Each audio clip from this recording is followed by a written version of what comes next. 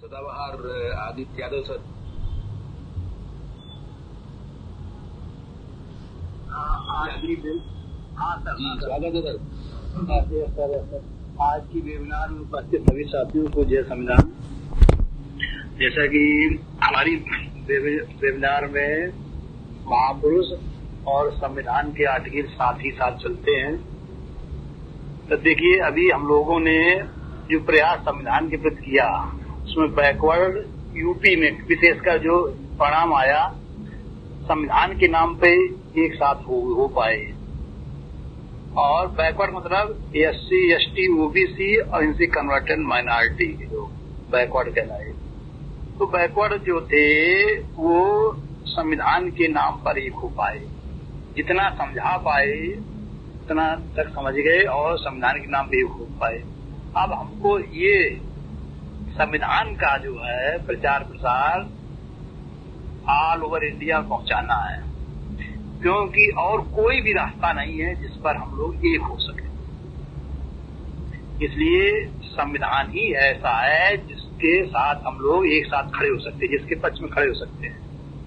तो इसलिए संविधान का प्रचार प्रसार जितना ज्यादा होगा उतना ही हम लोग एक साथ खड़े हो पाएंगे, क्योंकि इससे सब ये सबको देता है। संविधान जो है जो कुछ मिलेगा, 26 जनवरी 1950 को संविधान लागू हो गया। अब जो कुछ मिलेगा वो पार्लियामेंट में विधि बना के आर्टिकलों पर संविधान से ही मिलेगा। इसलिए संविधान के पक्ष में खड़े होना अत्यंत आवश्यक है, क्योंकि जितने भी जैसे कवि नीरज जी ने कहा है, जितने भी महापुरुषों का सपना है वो संविधान में दिखाई पड़ता है।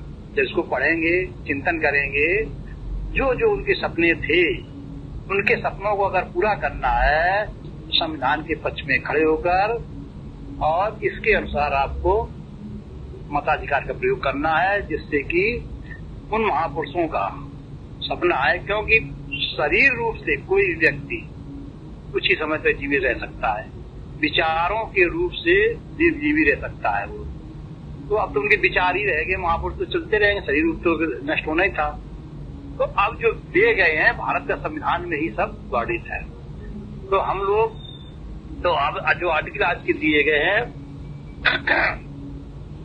भाग एक में जो संघ और राज्य क्षेत्र बताया गया, संघ और राज्य क्षेत्र में जो है इसमें जो कुछ भी है वो संसद भी द्वारा करेगा। तो इसमें जो पहला आर्टिकल पढ़ा था हम लोगों ने, India that is Bharat shall be union of state. तो पहले ही आर्टिकल में भारत जो है विभिन्न भाषाओं, विभिन्न धर्मों, विभिन्न संप्रदायों का देश है ये। तो इसमें जो हम संविधान लिखते संविधान सभा ने इसके दो नाम लिख दिए, हिंदी में भारत, अंग्रेजी में इंडिया। अभी आप लोगों ने पढ़ा होगा वो सोशल मीडिया पर एनसीईआरटी में इंडिया भारत दोनों सब चल रहे हैं। कुछ लोगों ने नहीं भारत ही लिखा जाए, तो वो जो एनसीईआरटी के जो निदेशक थे, डायरेक्टर थे, उन्होंने कहा नहीं, 26 जनवरी 1950 संविधान लागू है। संविधान के अनुसार भारत देश के दो नाम है, इंडिया और भारत, वो दोनों लिखे जाए। तो ये संविधान का प्रचार प्रसार से ही है। हमें जहां भी बात करनी है संविधान को आगे रख के, संविधान की छतरी में रह के ही बात करनी है, तो आप उसकी जीत है, आपकी जीत है। तो एनसीईआरटी के जो निदेशक थे उन्होंने कहा नहीं, इंडिया और भारत दोनों शब्द हैं, तो एनसीईआरटी की बुक्स में इंडिया भारत दोनों चलेंगे। अंग्रेजी की जहां जरूरत पड़ेगी वहां इंडिया लिखा जाए, हिंदी की जरूरत पड़ेगी वहां भारत लिखा जाएगा। हम लोगों को दो ही नामों को प्रैक्टिस करनी है जब भी अपनी बोलचाल में आपस में बात करनी है, इंडिया भारत। क्यों? इंडिया से अंतर्राष्ट्रीय स्तर पर पहचान है इसकी, और हिंदी हम लोग की मातृभाषा है, देश की राजकाज की भाषा है, तो उसमें भारत है। तो दो शब्द प्रयोग करेंगे। तो ये पहला हो गया। अब आया जो आज के मेन आर्टिकल है, तीसरा है नए राज्यों का निर्माण, वर्तमान क्षेत्रों, सीमाओं, नामों में परिवर्तन। ये जो कार्य है संसद भी द्वारा करेगा, संसद को पावर दे दिया गया है। संविधान ने संसद को पावर दिया है कि नए राज्यों का निर्माण कर सकता है। और जो राज्य हैं 2 या 2 से अधिक राज्य उनको आपस में मिला सकते हैं, किसी का क्षेत्र घटा सकते हैं, बढ़ा सकते हैं, किसी के नाम में परिवर्तन कर सकते हैं, किसी की सीमाओं में परिवर्तन कर सकते हैं। ये सब काम कौन करेगा? पार्लियामेंट में विधि बना के होगा। और जिस राज्य की सीमाओं में परिवर्तन होगा या जिस राज्य के काट के अलग 2 राज्य बनाए जाएंगे, उन राज्यों की विधानसभाओं से सहमति आवश्यक है। सहमति, और ये सहमति जो है लेके, और ये सब प्रस्ताव जो बनेगा 2 या राज्यों को 2 या 2 से अधिक राज्य बनाना, उनके नाम परिवर्तन, सीमाओं परिवर्तन, इन सब के लिए राष्ट्रपति की पूर्व मंजूरी जरूरी है। कोई भी, क्योंकि भारत का संविधान का प्रमुख कौन है? राष्ट्रपति है। तो किसी भी 2 या 2 से अधिक राज्य बनाने हैं, किसी राज्य की सीमाएं परिवर्तित करनी है, किसी की सीमाएं घटानी है, बढ़ानी है, इन सब कार्य के लिए क्या राष्ट्रपति की पूर्व अनुमति जरूरी है। और उस राज्य से अनुमति जरूरी है जिस राज्य की सीमाओं में परिवर्तन होना है, जिस राज्यों 2 या 2 से राज्य को कानून बनाना है। जैसे अभी छत्तीसगढ़ को अलग किया गया, वहां से MP छत्तीसगढ़ किया गया, बिहार से झारखंड किया गया, यूपी से उत्तराखंड को अलग किया गया। जिस राज्य को प्रभावित है उस राज्य की सीमाओं में जो है परिवर्तन होना है, वहाँ राज्य की विधानसभा से भी अनुमति जरूरी होती है। इस तरह से ये हो गया। अब फिर कहा गया है, जब ये सब आर्टिकल 4 में है, पहली अनुसूची, चौथी अनुसूची के संशोधन तथा अनुपूरक, अनुषंगिक, परिणामिक विषयों के उपबंध करने के लिए अनुच्छेद 2 और 3 में अधीन बनाई गई विधियां। इसमें कहा गया है, जब हम किसी राज्य की 2 या 2 से अधिक राज्य काट के नया राज्य बनाएंगे या किसी सीमाओं में परिवर्तन करेंगे, अब मान लीजिए 28 राज्य हैं, कोई राज्य बना दिया, और वहां तो 29 राज्य हो जाएंगे। 29 राज्य हो जाएंगे तो वहां विधानसभा भी बनेगी नहीं, उसकी सीटें भी आवंटित होगी। और जिस राज्य से काट के अलग राज्य बनाया जाएगा तो वहां की विधानसभा सीटें कम होगी, लोकसभा की सीटें कम होगी। ये पहली अनुसूची में डिफेक्ट पड़ जाएगा, एक राज्य बढ़ जाएगा और सीटों में अंतर आ जाएगा। इसी तरह राज्यसभा में चौथी अनुसूची में राज्यसभा की सीटों का आवंटन की चौथी सूची बनी हुई है।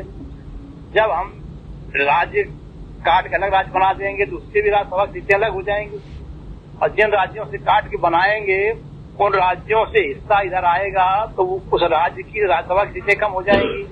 जैसे यूपी से उत्तराखंड अलग किया तो उत्तराखंड की जो सीटें थी उसको अलग कर दी गई।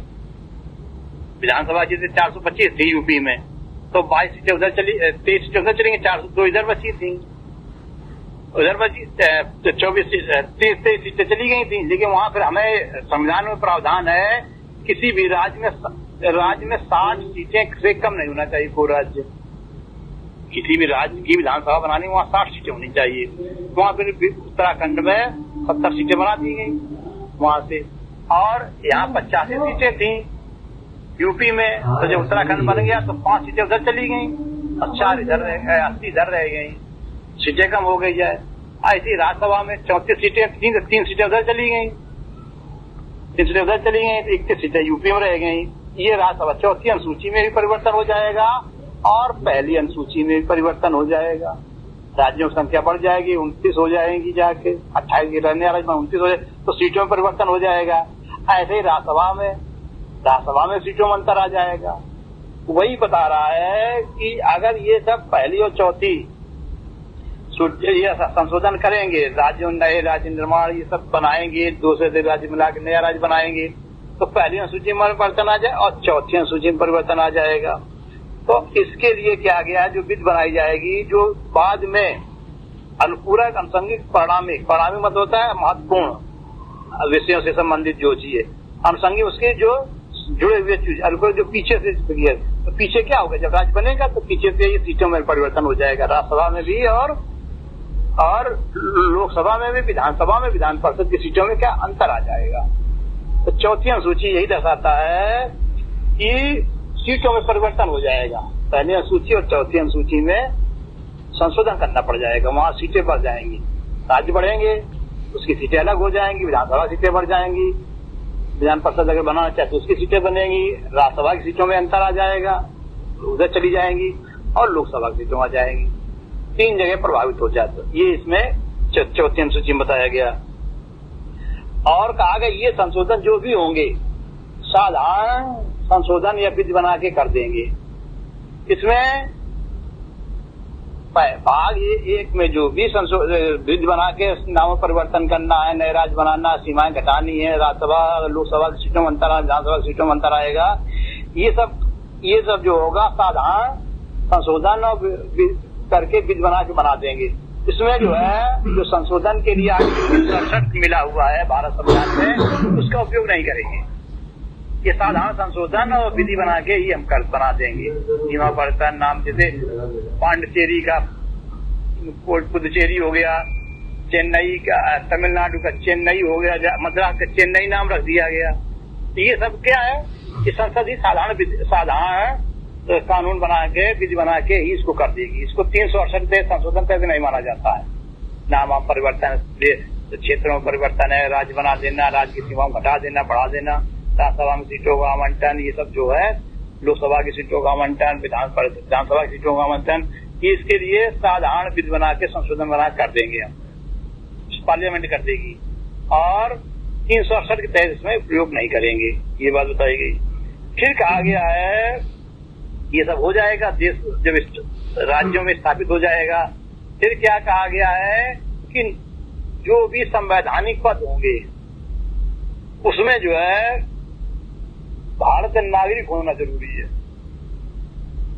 देखिए, जब भी हम इलेक्शन या सिलेक्शन के लिए फॉर्म डालते हैं, नामांकन कराते हैं, इलेक्शन के सिलेक्शन के लिए फॉर्म डालते हैं, तो नागरिकता पूछी जाती है। वहाँ नागरिकता लिखनी पड़ती है भारतीय, चाहे चुनाव लड़े, चाहे किसी नौकरी के लिए करें, चाहे सिलेक्शन के लिए फॉर्म भरे या इलेक्शन के लिए। उसमें पहली जो योग्यता है भारत का नागरिक होना जरूरी है। तो इसके लिए आर्टिकल भाग 2 में नागरिकता गई और नागरिकता हमारे यहाँ इकहरी नागरिकता का प्रावधान है। सिंगल सिटीजनशिप की अवधारणा है, निश्चित की गई है।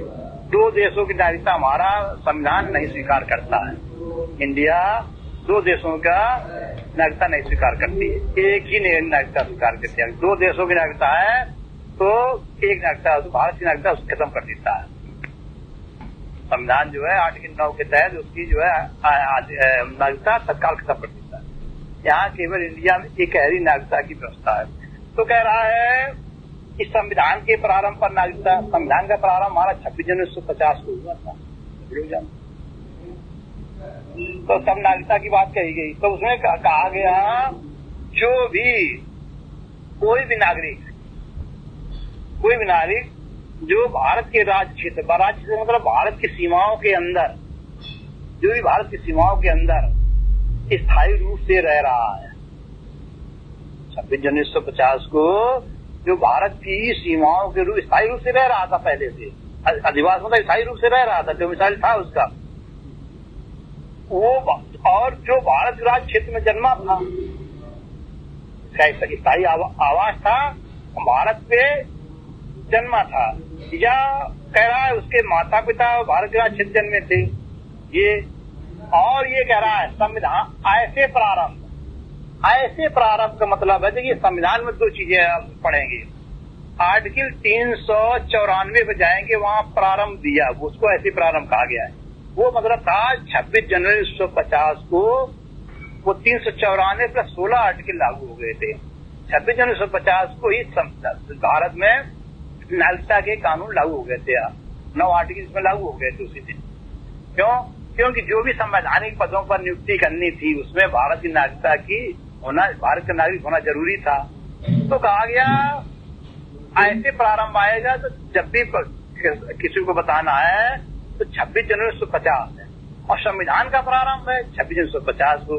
तो कह रहा है तीसरे पॉइंट में कह रहा है, खंड का में कह रहा है ऐसे प्रारंभ ठीक पहले कम से कम 5 वर्ष तक भारत के राज्य क्षेत्र में मामूली तौर से निवासी रहा भारत का नागरिक होगा। तो ये कह रहा है 26 जनवरी 1950 के पहले ऐसे प्रारंभ था 26 नवंबर 1949 से, जब संविधान सभा ने संविधान को स्वीकार किया था, उसी दिन 16 आर्टिकल लागू हो गए थे, 394 और 15 आर्टिकल और, तो 16 आर्टिकल माने जाते हैं उस दिन। तो 26 नवंबर 19 संविधान स्वीकार किया गया था, उसी नागरिकता लागू हो गई थी। तो कहा गया था 26 नवंबर 1949 से 5 साल पहले जो इंडिया में मामूली तौर पर रह रहे थे उनको भी भारत के नागरिक मान लिया गया।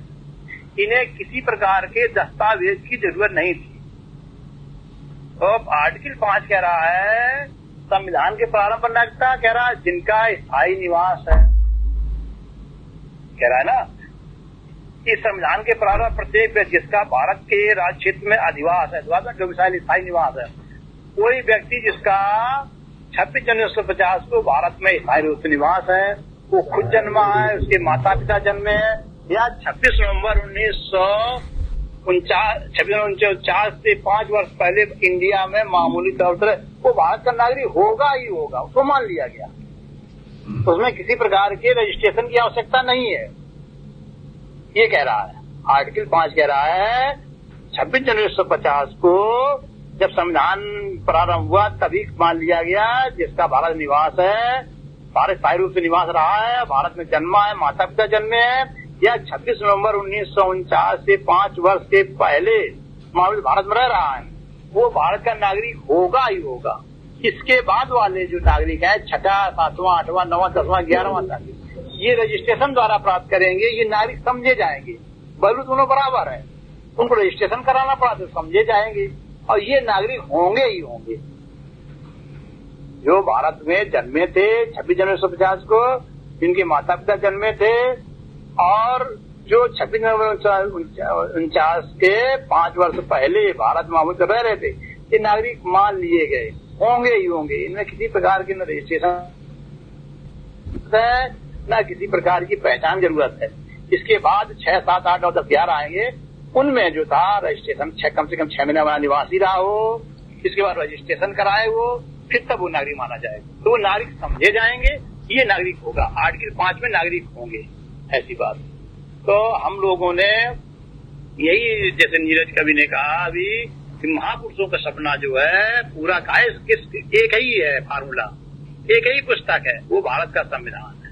तो इसका सही सटीक जानकारी और समझना समरिक तौर पर, जैसे मैं तो समरिक तौर पर बता दिया, इसको समरिक तौर पर समझ लेना है और इसका प्रचार प्रसार कर देना। और कोई भी रास्ता नहीं जिससे किसी नागरिकों के एक पश्चात खड़े हो जाए, केवल ही भारत का संविधान है जिससे सभी लोग एक साथ खड़े हो जाएंगे। और हम लोगों ने जाना India that is Bharat shall be union of state, हमारे देश का नाम इंडिया और भारत को ही पुकारेंगे। और आर्टिकल 393 जब पहुंचेंगे तो उसमें दिस कॉन्स्टिट्यूशन में भी का कॉन्स्टिट्यूशन ऑफ इंडिया, तो वहाँ भारत का संविधान का नाम दे दिया गया, क्योंकि किसी भी देश का संविधान उस देश के नाम से होता है। जय संविधान, जय भारत, भारत का संविधान जिंदाबाद। जी सर, बहुत बहुत धन्यवाद सर, आपने बेहतरीन जानकारी संविधान के बारे में उपलब्ध कराई है, लेकिन 2 मिनट का मौका आपको और दिया जाता है। ये जानकारी प्रस्तुत करने के लिए अभी यूपी को 3 टुकड़ों में बांटा जा रहा है, पश्चिमी यूपी, पूर्वी यूपी और क्या है झांसी वाला ये इलाका को आप क्या बोलते हैं, तो बुंदेलखंड। तो अभी हम प्रधानमंत्री तो अब नहीं बन पाएंगे, लेकिन हम बनने भी नहीं देंगे। जो यूपी से रास्ता प्रधानमंत्री बनने का जाता है तो हम 3 टुकड़ों में कर देंगे, तो वो रास्ता फिर बिखर जाएगा, टूट जाएगा, कट जाएगा, इस तरीका है। तो अब वो कैसे होगा? अब उसमें संसद में पास होगा, राष्ट्रपति की सिग्नेचर होंगी, थोड़ा सा जस्ट 2 मिनट के अंदर प्रैक्टिकल चीज है ये, इसलिए मैं समझ नहीं आएगा। अभी का सरकार ने कैबिनेट प्रस्ताव पास किया गया। ऐसे तो चर्चा कई बार हो चुकी, 4 खंडों में प्रस्ताव बना दिया था, मायावती सरकार से 4 खंडों में बांट दिया था इसको, लेकिन वो कुछ नहीं। फिर बाद बीच में जब पहली बार जब ये सरकार भाजपा बनी थी तब भी कहा गया था इसको 4 खंडों में बांटे, तब भी नहीं। अभी फिर अफवाह है एक तरह से। ठीक है, 3 या 4 ही सही, कितने खंडों में बांटे तो क्या तरीका होगा? यही तरीका है कि यहाँ की विधानसभा से पारित करे जाएंगे, पहले राष्ट्रपति को भेज दिया जाएगा, राष्ट्रपति पे पार्लियामेंट में बिल बना के अब राष्ट्रपति से पहले अनुमति लेनी पड़ेगी यूपी को 4 खंडों में 3 खंडों में बांटने के लिए जो भी प्रस्ताव है, राष्ट्रपति मंजूरी देगी। तो राष्ट्रपति कहेगी विधानसभा से, जैसे मान लो पार्लियामेंट चाहे ले, सरकार चाहे ले, सेंटर की सरकार, संघ की सरकार, तो यूपी से प्रस्ताव पारित करेगा कि यूपी 4 भागों में बांट दिया, 3 भागों में बांट दिया जाए। तो इसके लिए वो अनुमति पहले राष्ट्रपति से लेगा। राष्ट्रपति से लेने के बाद में यूपी से राष्ट्रपति यूपी को निर्देश देगा कि तुम जो कितने चाहते हो ये चीज 4 भागों में 3 भागों में बढ़ जाए। अगर यूपी पास कर देता कि नहीं, हाँ इसको बांट दिया जाए 3 भागों में या 2 भागों में 4 भागों जो भी, तो अनुमति मिल जाएगी। फिर ये पार्लियामेंट बिल बना देगी, पार्लियामेंट बिल बना देगी कि इतना क्षेत्र ये क्षेत्र इसमें होगा, ये पर संपत्तियां इसमें से हस्तांतरण, ये सब बिल बना के उसको बिल बना देगी। इसके बाद राष्ट्रपति हस्ताक्षर कर तब हो जाएगा। ये चीज है, आर्टिकल 3 के तहत इसका होगा काम।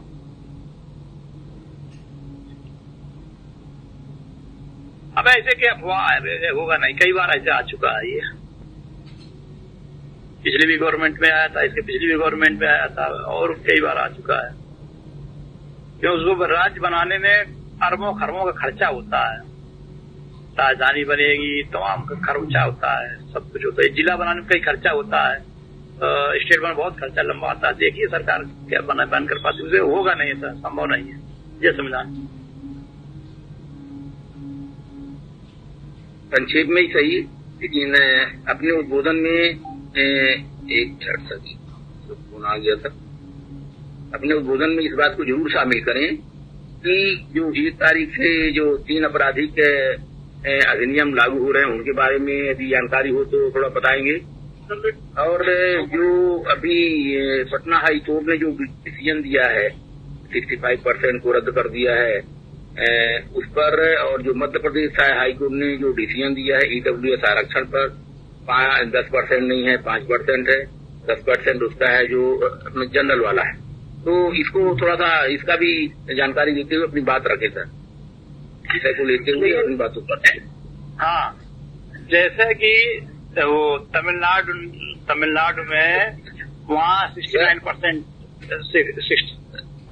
सर पवन कुमार आर्यन सर से अनुरोध कर रहा हूँ सर, वो नवी सूची में डाल दिया गया था 5। अच्छा जय समझा जय।